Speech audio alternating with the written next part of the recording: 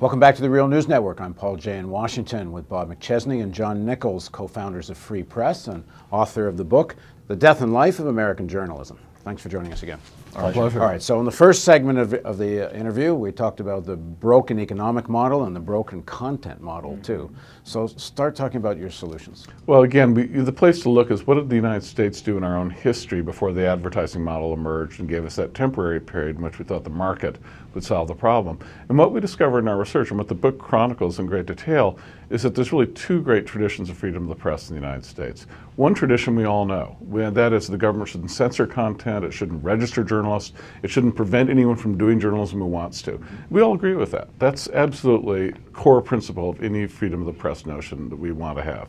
But the second half of freedom of the press in the United States historically is that it's the first duty of the government, of the people, to make sure an independent fourth estate actually exists. If you don't have a fourth estate, an independent free press, it's a hollow right to say it won't be censored. And our founders in the first 100 years of American history took that for granted. They held those two beliefs simultaneously as complementary, not contradictory. They had no illusion that you could just sit back and let rich people try to make money doing journalism and that would be satisfactory. If they couldn't do it, you just roll up the carpet and find a king. No one thought in those terms. Instead, they instituted extraordinarily large postal subsidies and printing subsidies to spawn the richest, most diverse print media culture in the world by far, the foundation of American democracy. The extent of these subsidies, we calculated them. If the United States had the same subsidy by the federal government as a percentage of GDP today that we routinely had in the first half of the 19th century, the federal government had to spend $30 billion subsidizing independent journalism. Which is not much more than what would be happening in places like Britain, to some extent Canada. I mean, that kind of subsidy already exists most places in the world. When we calculated for the founding moment and the early years of the Republic, we really did do a lot of work, and we found that 30 billion, roughly 30 billion number. And then, amazingly, if you take countries like Norway and Sweden, countries that are rated by The Economist magazine as having the freest culture in general, the most democratic states, and certainly freest press, and by also Freedom House, which rates, how the commercial press is doing. All of these measures say these are places that really do work, that really do a good job. When you calculate their subsidy out based on population compared to the U.S., it comes to about 30 billion. There's a model that shows how you can have a freewheeling, really rich and robust journalism in a democratic state, both public, non-commercial, and also commercial, that really works, that sustains democracy. So talk about some of your concrete proposals. One of the ones that has been extremely popular is to take our starved public broadcasting and community broadcasting system and feed it. Give it the resources that would allow it to build out with multiple networks, competing public networks, covering different things, competing newsrooms, and a public and a community newsroom in every city. That's very doable. We can double the amount of money that we put into public broadcasting and community. We still wouldn't be to $1 billion. Well, what are you hearing here in D.C.? Because the first stimulus package, I don't think, had much in terms of developing public broadcasting. There's talk about another jobs program. Stimulus money could be used in this kind of area, and it would create jobs. But are you getting any? What's your reaction you're getting in D.C.? We're losing an entire generation of young people that want to be journalists that can't find work. I mean, we're literally losing a generation right now. And why not take something like the AmeriCorps program for teachers, which sends young kids out to teach for a year or two in rural areas and inner cities where they can't find teachers, and do that for journalists. Send 25,000 people out to be journalists, working for websites, nonprofit, non-commercial broadcasters all across the country, covering these communities. And that would be a jobs bill. It would also create a whole new generation of people who want to do journalism. So that'd be the sort of thing to be a rational solution to the immediate crisis. I'd say in Washington, from our experience here, the good news is that there's a recognition by politicians that the crisis is on. Politicians see it. Politicians know that 10 years ago, if they did something, it was covered by 10 journalists in their district.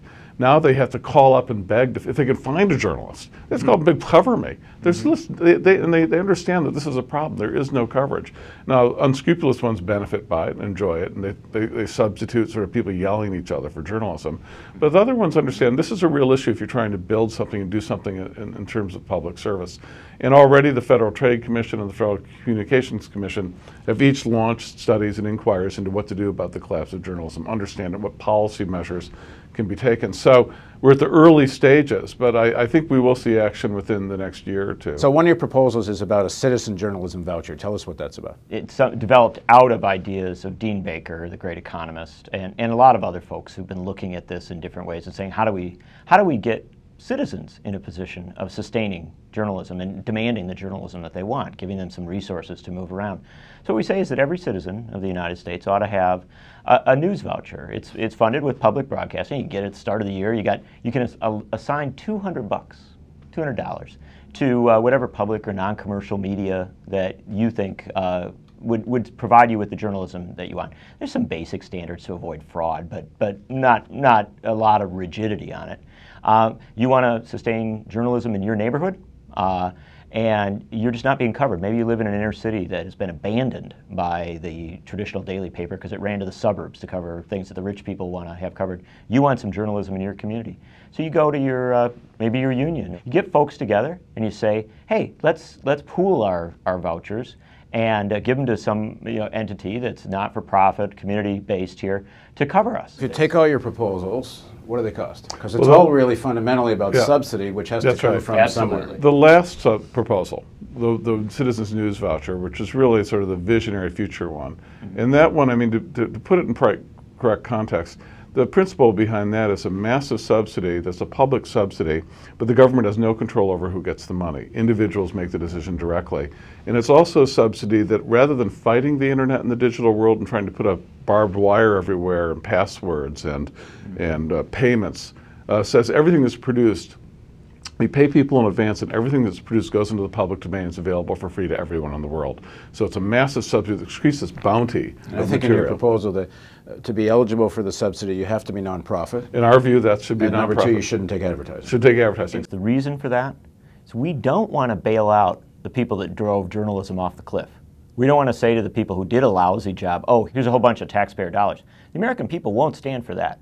But what we believe they would stand for is the creation of the new and better journalism of the 21st century. Yeah, and if commercial media want to sell ads, fine. We aren't going to take their ads from them. More power to them. Go ahead, do your thing, pal. Good luck. We're not trying to.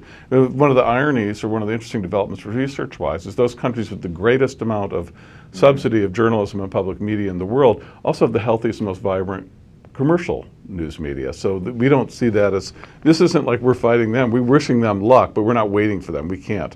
They're going to drag along in the caboose in all likelihood. So this would cost a lot of money if everyone did it. It'd be $20 billion. If everyone in the country took advantage of that, probably they wouldn't. But that's not that much money if you think about it. If you look at it per person in the United States, we're a nation of 300 million people. What does that factor out? We're looking then basically at $100 a person that this comes up to, or $200 per person.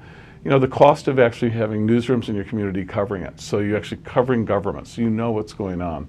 And also, these sort of measures like this would give us, they're libertarian dreams because they're tremendously competitive. Let's say you were able to convince people who watch this to give you some of their voucher, and you did a lousy job. Well, they would only give it to you 1 year, and next year someone else would come along, I'm going to do a better job. And they would give them, so the competition here would still exist, but it would be a non-commercial competition. It wouldn't be a competition for advertisers. It'd be a competition for doing great work. Well, I mean, it seems almost a no-brainer. What is the pushback you're getting on this, at least at an intellectual level? I mean, the one pushback, obviously, is the political level. You just can't get anything through this type of DC. Frankly, from people who've been taught about journalism in a certain way in America, they weren't taught that free press tradition of the founders that said, yeah, we guarantee a free press, but we also make sure there is a free press, because barring censorship doesn't mean much if you have nothing to censor. The pushback we get is from a lot of people who say if government touches journalism in any way, if it touches media in any way, you suddenly have Pol Pot's Cambodia, right? It's just right off the cliff. You're with Idi Amin or Stalin, right?